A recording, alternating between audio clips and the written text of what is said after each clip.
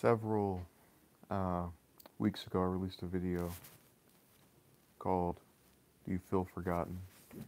and it was meant to discuss the ignoring of um, the do-gooders and those who live what could be considered normal lives.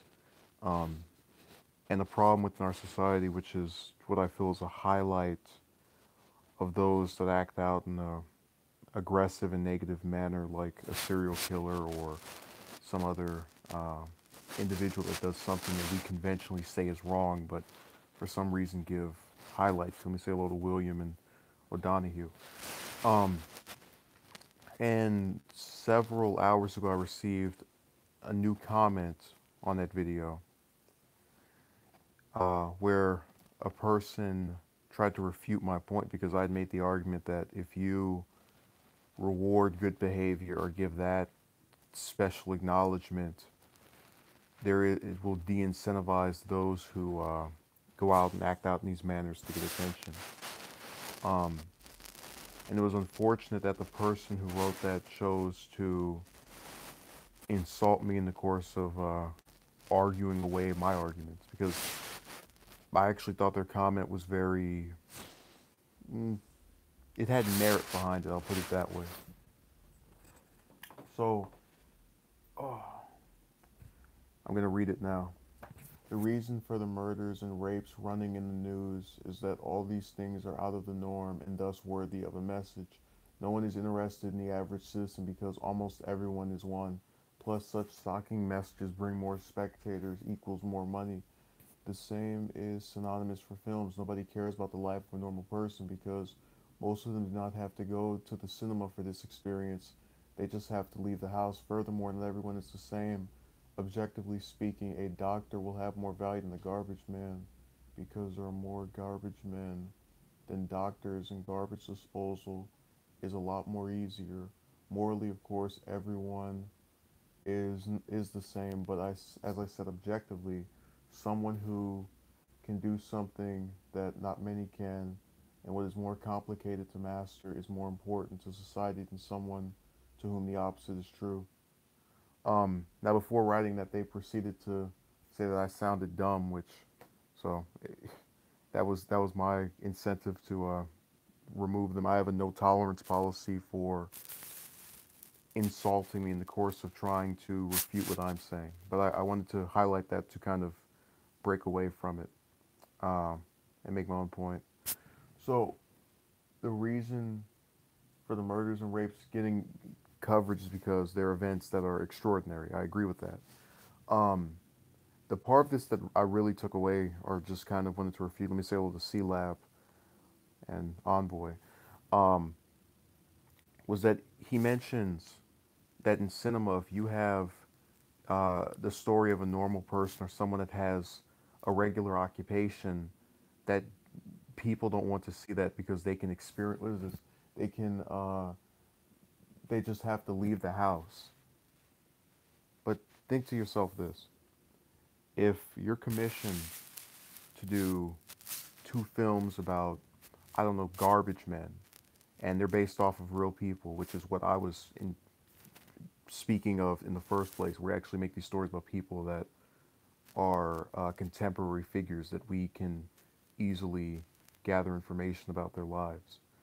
If you figure out that one of the um, individuals with this occupation, say, has a drinking problem, you could turn a film into the story of someone who's struggling with alcoholism that happens to have this one job that this other person has in this unrelated film.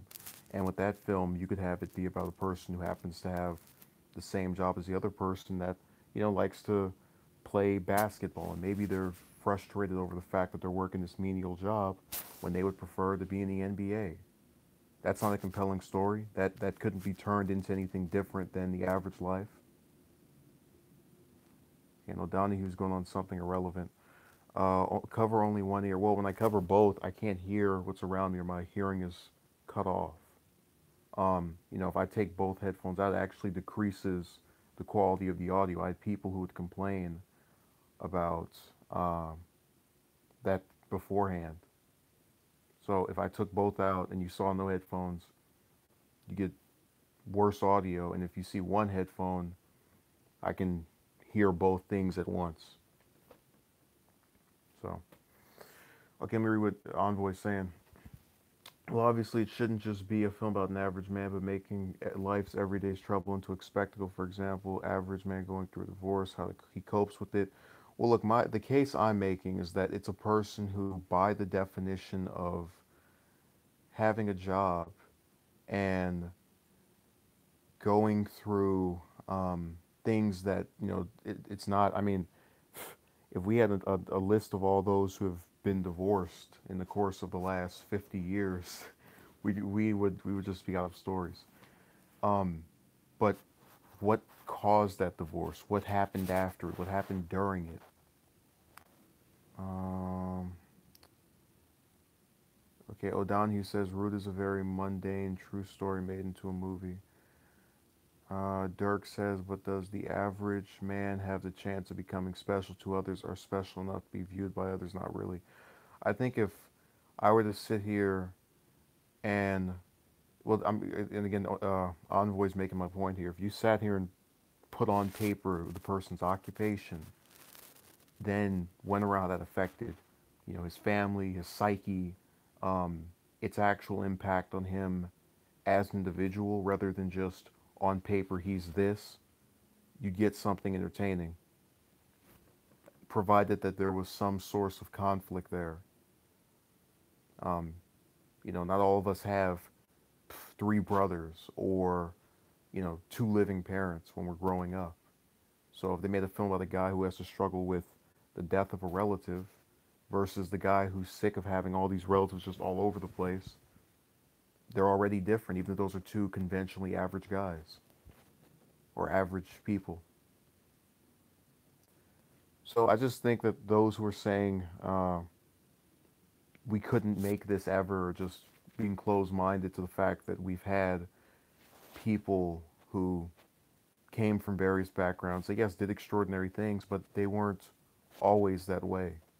Um, Envoy says does need to be grandiose, exactly. Again, Dirk says people most of the time don't like to think about the complexity of a random. I agree with that. I'm just saying that I think there are many true stories that, if adapted, would be appealing. So that was kind of the spin I was taking here. That there's an alternative to just, oh, we're only going to focus. As Williams says, we live in in clown world. Evidently, there's just so much that could be done with cinema in terms of actually taking lives and showing them in a way that is reflective of what happened, and it's just never done. Uh, Envoy says, good point, Dirk, but making an everyday man into a superhero to the art of storytelling would be good. Yeah, think about this. If you're a guy who's tired of, you know, being treated like dirt, and you see a film about, you know, Jeffrey Dahmer over there cutting people's heads off, you're going to get incentivized to think, well, the only way I can get a movie made about me is if I do some crime that's so egregious and so outrageous and just so out of this world catastrophic that it will cause people to wonder what happened or how I got there. The sad thing about it is that if Dahmer hadn't have committed those murders, not a single book would have been written about him ever. I'm not saying that to be funny, but it's true that we have this thing about not putting any attention into those around us, no matter how good they are to us. That's why you have so many people that will go and, curse out someone they call their best friend, or tell off some, relatives that's stuck out for them through thick and thin. The refusal to try and actually show thanks and appreciation of someone for doing what we claim we want. It kind of reminds me of that line about how you have people who will come on here and say, oh, uh, you know, women are just looking for a nice man, and then you go and walk around your neighborhood and you see a bunch of women that have what do you call it? All these guys that are talking to them nasty and cursing them out. And you say to yourself, well, anecdotally they espouse one thing, and then physically I'm seeing an entire reverse picture of that. Okay, and then FIPO. Uh, yeah, we'll be discussing that more tomorrow. So you'll see what I mean. El Donahue, his name is very creative. I'm impressed. So thank you for watching. Tune in tomorrow for the major breakdown of, I think, something a lot of people are looking forward to. It's a story that let me respond to this. Envoy says women, not men, should be put on pedestal by the default. Just because you're doesn't mean I'm gonna roll out the red carpet. I don't expect a judge on character. I agree, Envoy. But we'll see more of that tomorrow. So thank you for participating, and tune in.